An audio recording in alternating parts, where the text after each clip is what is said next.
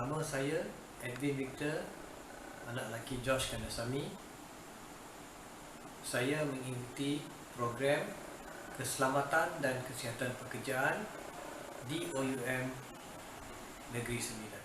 Tujuan tugasan ini dilakukan adalah sebagai memenuhi kod subjek EBTM 3103, iaitu pengurusan projek, dan bagi menjawab soalan tugasan 3A, B dan C. Sebelum saya membincangkan jawapan bagi soalan 3 bagi tugasan ini dengan lebih lanjut, mari kita semua fahami terlebih dahulu takrifan perancangan projek komunikasi.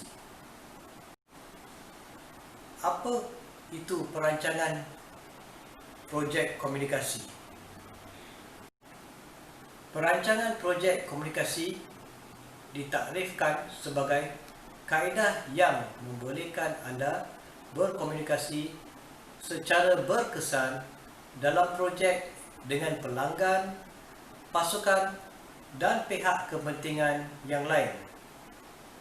Ia menetapkan garis panduan yang jelas tentang bagaimana maklumat akan dikongsikan serta siapa yang bertanggungjawab dan perkara yang diperlukan untuk setiap komunikasi projek.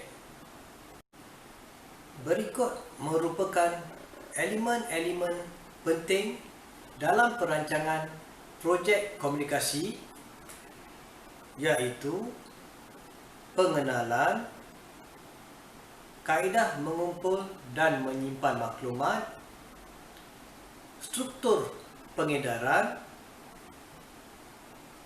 matriks komunikasi projek formal,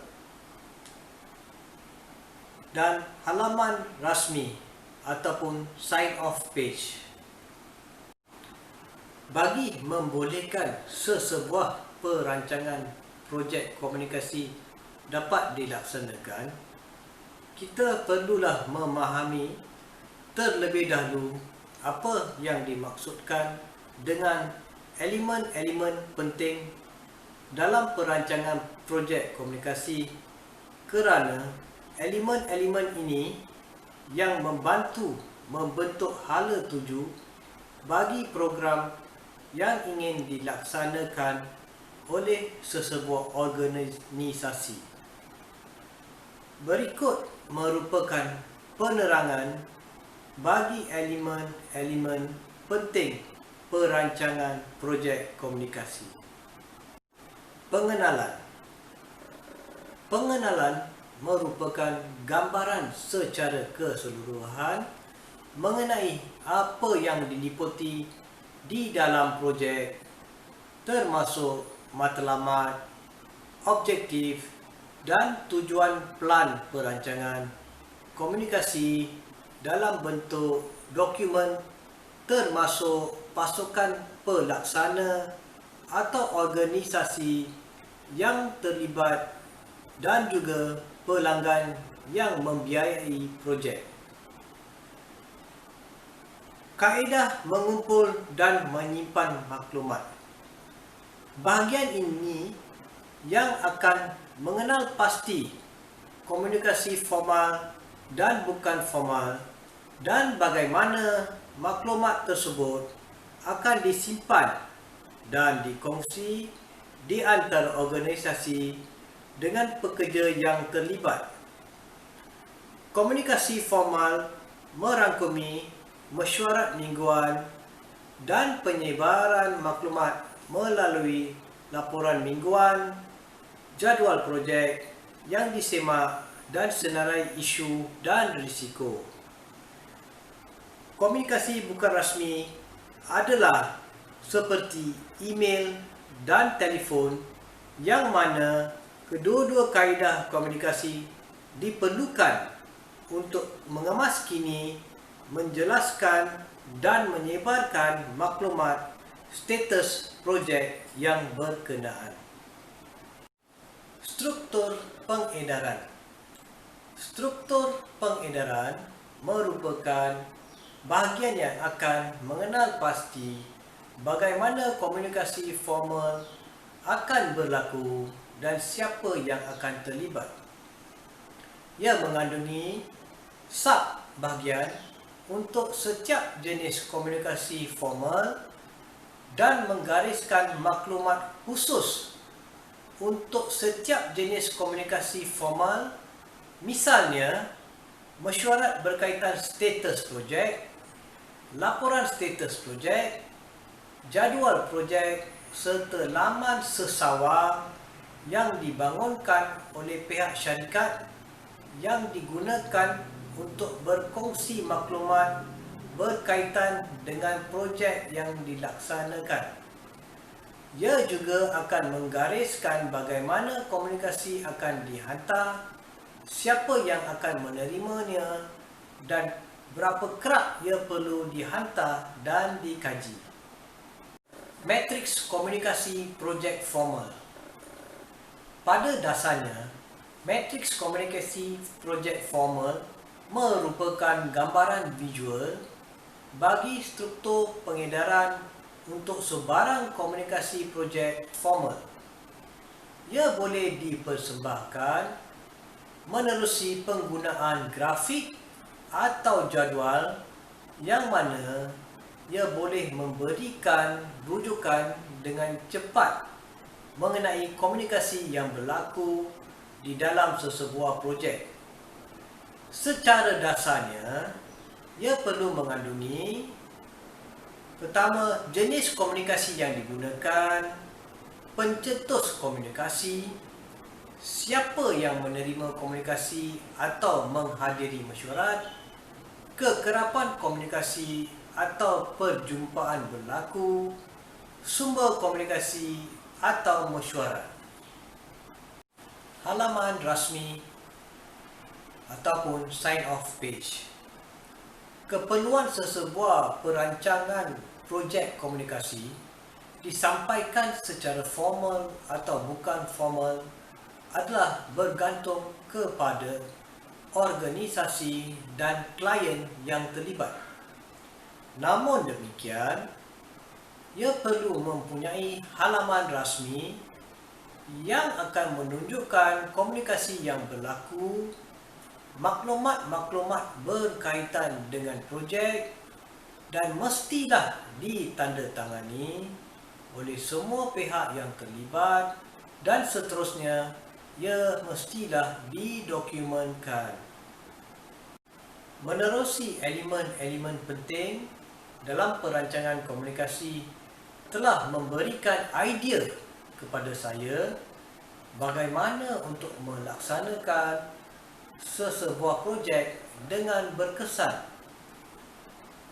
Justru itu, saya telah memilih projek membudayakan persekitaran kerja yang selamat bagi menjawab soalan 3C. Mengapa saya memilih projek membudayakan persekitaran kerja yang selamat? Ini kerana saban hari pekerja terdedah kepada pelbagai jenis bahaya dan hal ini juga turut dipersetujui oleh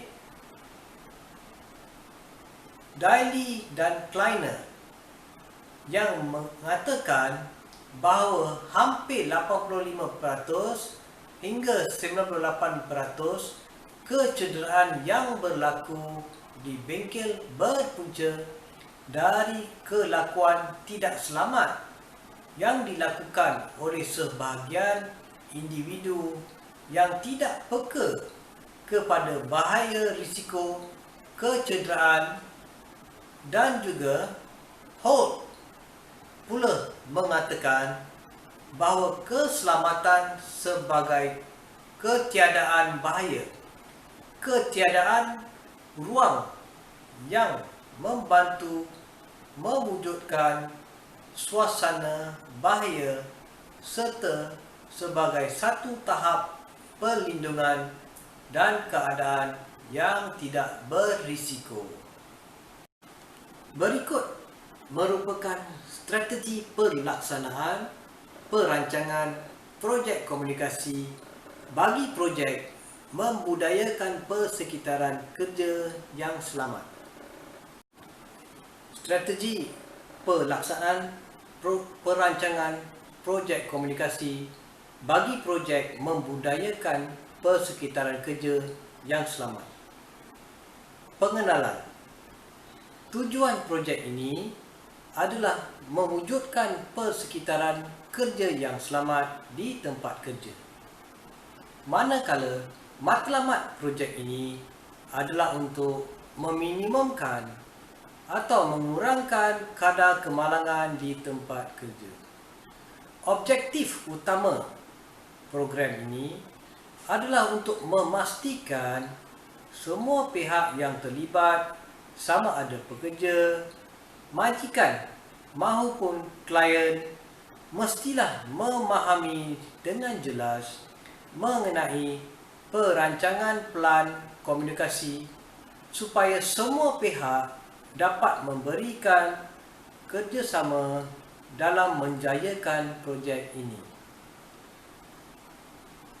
Antara tindakan yang dilakukan di dalam program ini ialah pihak pengurusan akan merangka program keselamatan untuk semua pihak yang berada di dalam organisasi, termasuk klien yang mana di bawah program ini diadakan kempen kesedaran, pemberian taklimat keselamatan kepada pekerja sebelum memulakan sesuatu kerja, melakukan kajian semula ke atas dasar organisasi dengan mengkaji sama ada terdapat dasar yang perlu dirombak dan ditambah baik semula supaya ia sesuai untuk dipraktikkan dengan keadaan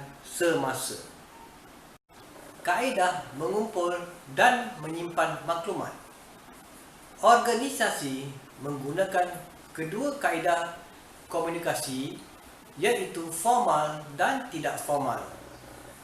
Jenis komunikasi formal yang dilakukan ialah melakukan pemerhatian di kawasan tempat kerja untuk mengenal pasti sama ada terdapat sebarang tindakan atau perlakuan pekerja yang tidak selamat yang boleh menyumbang kepada kemalangan atau kecederaan di tempat kerja.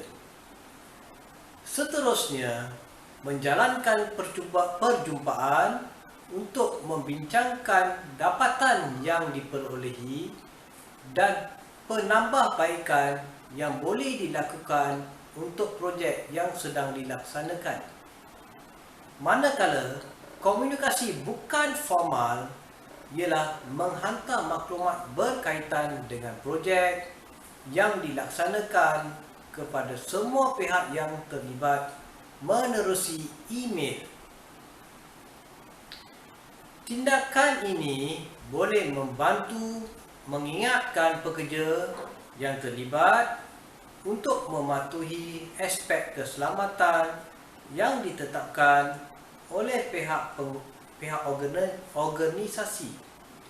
Seterusnya, ia didokumentkan dalam bentuk simpanan fail komputer dan membolehkan ia dapat diakses dengan mudah oleh semua pihak yang terlibat untuk projek berkenaan.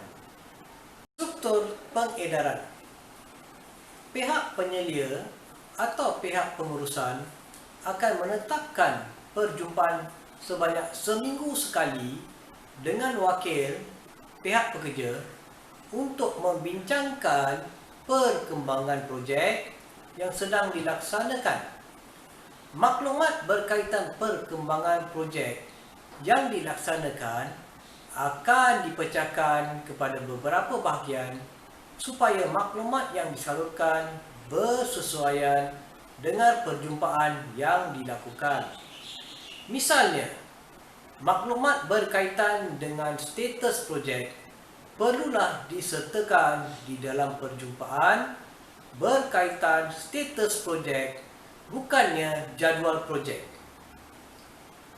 Seterusnya, matriks komunikasi projek formal. Komunikasi yang berlaku sepanjang projek yang dilaksanakan dalam bentuk grafik visual supaya semua pihak yang terlibat boleh mendapat gambaran ringkas mengenai proses komunikasi yang berlaku di dalam projek yang berkaitan bermula dari individu yang pertama kali menyampaikan maklumat, individu yang menerima maklumat dan juga semua perjumpaan yang telah diaturkan untuk proses komunikasi tersebut. Halaman bertanda tangan ataupun sign off page. Pihak organisasi akan mewujudkan halaman bertanda tangan yang mana ia akan menerangkan secara ringkas mengenai setiap peringkat bagi komunikasi yang berlaku dan maklumat berkaitan dengan projek yang dilaksanakan. Setiap halaman bertanda tangan perlu ditandatangani oleh semua orang yang terlibat supaya mereka sedia maklum dengan proses komunikasi yang sedang berlaku. Seterusnya, semua halaman bertanda tangan perlu didokumentkan supaya ia boleh dijadikan sebagai dokumen yang boleh dirujuk untuk mengenal pasti jika terdapat mana-mana individu atau pihak yang tidak mendapat maklumat yang telah disampaikan oleh pihak pengurusan. Mana-mana perubahan yang ingin dilakukan pada halaman bertanda tangan perlulah diketahui oleh semua pihak yang terlibat dan ia mestilah ditandatangani oleh semua pihak yang terlibat. Sekian, terima kasih.